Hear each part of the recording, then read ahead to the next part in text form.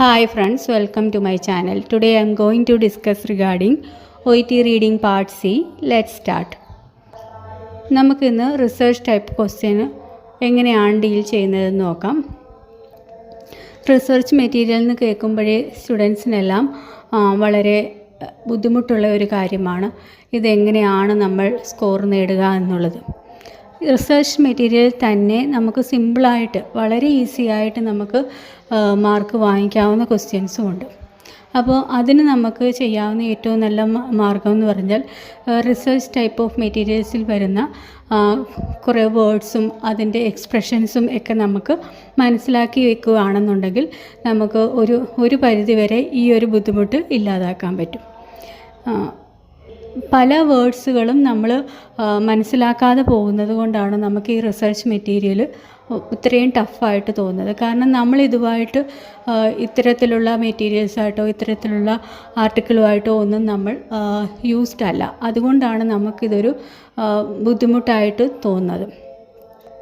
അപ്പോൾ നമ്മൾ എപ്പോഴൊക്കെ റിസർച്ച് മെറ്റീരിയൽസ് പ്രാക്ടീസ് ചെയ്യുന്നു അപ്പോൾ നമുക്ക് കാണുന്ന ഇതുപോലെയുള്ള വേർഡ്സുകളും ഫ്രേസുകളും ഒക്കെ നമ്മൾ എഴുതി വെച്ചിരുന്ന് പഠിക്കുകയാണെന്നുണ്ടെങ്കിൽ നമുക്ക് ഇത്തരം ബുദ്ധിമുട്ടുകൾ എളുപ്പം ഒഴിവാക്കാവുന്നതാണ്.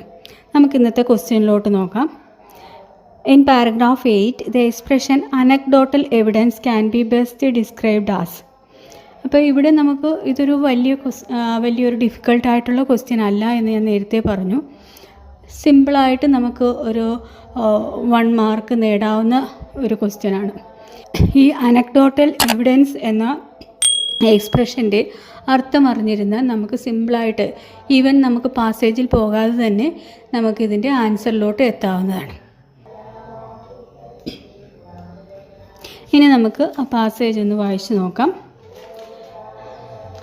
ഇവിടെ പറയുന്നത് dietitians also advise arthritis sufferers to eat fatty fish such as herring, tuna, mackerel, salmon, sardines at least twice a week. There is also anecdotal evidence from people with arthritis that certain food impact negatively on their condition. Keeping a food diary over a period of month or more could help individuals identify any particular food that appear to regularly provoke their arthritic symptoms. ഇത്രയുമാണ് നമ്മുടെ ആ ഒരു പാരഗ്രാഫിൽ കൊടുത്തിരിക്കുന്നത്. നമുക്കിനി അത് എന്താണ് അവിടെ പറഞ്ഞിരിക്കുന്നതെന്ന് നോക്കാം. Dietitians also advise arthritis sufferers to eat fatty fish such as herring, tuna, mackerel, salmon or sardines at least twice a week. അപ്പം എന്താണ് ഡയറ്റീഷ്യൻ്റെ അഡ്വൈസ് ആണ് പറയുന്നത്. ഡയറ്റീഷ്യൻസ് ഓൾസോ അഡ്വൈസ്, അവരും അഡ്വൈസ് ചെയ്യുന്നൊരു കാര്യമാണ് ആർത്രൈറ്റിസ് സഫറേഴ്സിനോട് ഫാറ്റി ഫിഷായിട്ടുള്ള ഈ ഫിഷൊക്കെ അവരുടെ ഫുഡിൽ ടോയ്സ് എ വീക്കെങ്കിലും ഉൾപ്പെടുത്തണം എന്നുള്ളത്. At least twice a week. There is also anecdotal evidence. ഈ എക്സ്പ്രഷൻ കൊണ്ട് എന്താണ് നമ്മൾ ഡിസ്ക്രൈബ് ചെയ്യുന്നത് എന്നാണ് നമ്മുടെ ക്വസ്റ്റ്യനകത്ത് ചോദിച്ചിരുന്നത്. ബെസ്റ്റ് ബി ഡിസ്ക്രൈബ്ഡ് ആസ് എന്നാണ് നമ്മുടെ ക്വസ്റ്റ്യൻ ചോദിച്ചിരിക്കുന്നത്. അപ്പോൾ ഇവിടെ പറഞ്ഞത് there is also anecdotal evidence from people with arthritis that certain food impact negatively on their condition. Anecdotal evidence from people with arthritis എന്ന് വെച്ചാൽ ആർത്രൈറ്റിസ് ഉള്ള ആൾക്കാരിൽ നിന്നും അവരുടെ ഒരു ഒബ്സർവേഷനിൽ നിന്നും കിട്ടുന്ന ഒരു ഇതാണ് ചില ഫുഡ് അവരുടെ കണ്ടീഷനെ നെഗറ്റീവായിട്ട് ഇമ്പാക്റ്റ് ചെയ്യുന്നു എന്നുള്ളത്. Keeping a food diary over a period of month or more. അതായത് ഇങ്ങനെയുള്ള ഈ ആർത്രൈറ്റിസ് ആയിട്ടുള്ള പേഷ്യൻസ് ഒരു ഫുഡ് ഡയറി കീപ്പ് ചെയ്യുകയാണെങ്കിൽ, ഒരു മാസത്തേക്കോ അതോ അതിൽ കൂടുതലോ ഒക്കെ നമ്മൾ ഒരു ഫുഡ് ഡയറി കീപ്പ് ചെയ്യുകയാണെങ്കിൽ നമുക്ക് ഓരോ ഇൻഡിവിജ്വൽസിനും അവരുടെ ഏത് ഫുഡാണ് അവരുടെ പ്രശ്നത്തെ പ്രൊവോക്ക് ചെയ്യുന്നത് എന്നുള്ളത് മനസ്സിലാക്കാൻ പറ്റും. അതിന് സഹായിക്കും എന്നാണ് അവിടെ പറയുന്നത്. അപ്പം ഇനി നമുക്ക് ക്വസ്റ്റ്യനിലോട്ട് വരാം. ഇവിടെ നമ്മളോട് anecdotal evidence can be best described as എന്നാണ് ക്വസ്റ്റ്യൻ ചോദിച്ചത് അല്ലേ. അപ്പോൾ ഇവിടെ എ ഓപ്ഷൻ പറയുന്നത് എന്താണ്? A personal observation. B option പറയുന്നത് സയൻറ്റിഫിക് ഇൻവെസ്റ്റിഗേഷൻ. സി ഓപ്ഷൻ പറയുന്നത് an old wives tale. D പറയുന്നു നൺ ഓഫ് ദ എബോവ്. അപ്പം ഈ അനക്ഡോട്ടൽ എവിഡൻസിൻ്റെ എവിഡൻസ് കൊണ്ട് അർത്ഥമാക്കുന്നത് പേഴ്സണൽ ഒബ്സർവേഷൻ എന്നാണ്. നമ്മുടെ ഓപ്ഷൻ എ ആണ് ഇതിൻ്റെ ആൻസർ എന്ന് പറയുന്നത്. നമുക്കിതിൻ്റെ അർത്ഥം അറിയാമായിരുന്നുവെങ്കിൽ ഈവൻ നമുക്ക് ഈ പാരഗ്രാഫിലോട്ട് പോകാതെ തന്നെ ഡയറക്റ്റായിട്ട് ഇവിടുന്ന് എടുക്കാവുന്നതേ ഉള്ളായിരുന്നു. അനക്ഡോട്ടൽ എവിഡൻസ് എന്നതുകൊണ്ട് മീൻ ചെയ്യുന്നത് പേഴ്സണൽ ഒബ്സർവേഷൻ എന്നാണ്. അപ്പോൾ ഇവിടെ പറഞ്ഞത് എന്താണ്, ആർത്രൈറ്റിക്സ് ഉള്ള പേഷ്യൻസ് അവരുടെ പേഴ്സണൽ ഒബ്സർവേഷനിൽ നിന്നും ചില ഫുഡൊക്കെ അവരെ നെഗറ്റീവായിട്ട് ഇമ്പാക്റ്റ് ചെയ്യുന്നുണ്ടോ എന്ന് മനസ്സിലാക്കുന്നു എന്നുള്ള കാര്യമാണ് അവിടെ പറഞ്ഞത്.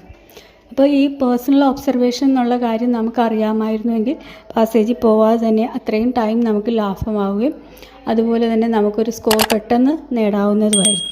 കൺഫ്യൂഷൻസ് ഒഴിവാക്കാനും നമ്മുടെ ടൈം സേവ് ചെയ്യാനും ഇതുപോലെയുള്ള എക്സ്പ്രഷൻസൊക്കെ നമ്മൾ പ്രാക്ടീസ് ചെയ്യുമ്പോൾ എഴുതി വെച്ച് പഠിക്കുകയാണെങ്കിൽ അത് വളരെ നിങ്ങൾക്ക് ഉപകാരപ്പെടും.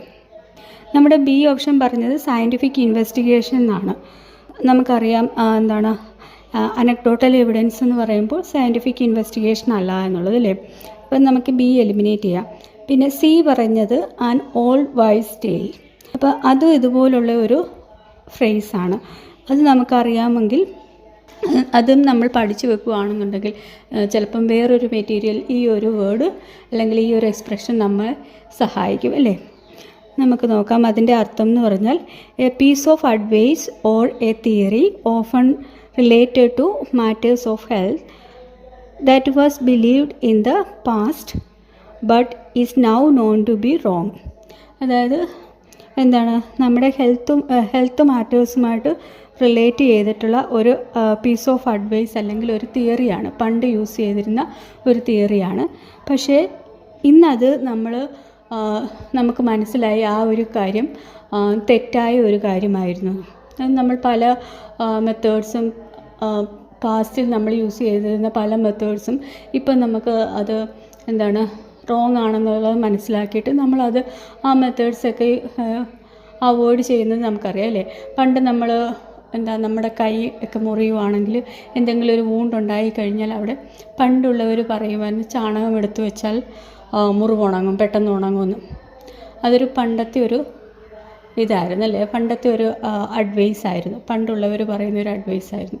പക്ഷേ ഇപ്പം നമുക്കറിയാം അങ്ങനെ ചെയ്ത് കഴിഞ്ഞാൽ അത് ഇൻഫെക്ഷൻ്റെ റേറ്റ് കൂട്ടുകയുള്ളൂ.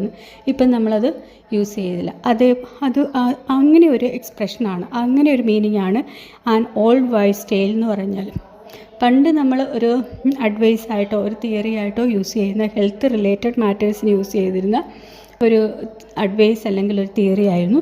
പക്ഷേ ഇന്ന് നമുക്കത് അറിയാം അത് ഒരു റോങ് ആയ മെത്തേഡാണെന്നുള്ളത്. അതിനെയാണ് ആൻ ഓൾഡ് വൈസ് ടെയിൽ എന്ന് പറയുന്നത്. ഈ ഒരു വീഡിയോ നിങ്ങൾക്ക് ആയിരിക്കും എന്ന് ഞാൻ വിശ്വസിക്കുന്നു. നിങ്ങൾക്ക് എൻ്റെ വീഡിയോസൊക്കെ ഇഷ്ടപ്പെടുകയാണെങ്കിൽ ലൈക്ക് ചെയ്യുകയും സബ്സ്ക്രൈബ് ചെയ്യുകയും ഷെയർ ചെയ്യുകയും ചെയ്യുക. Thank you.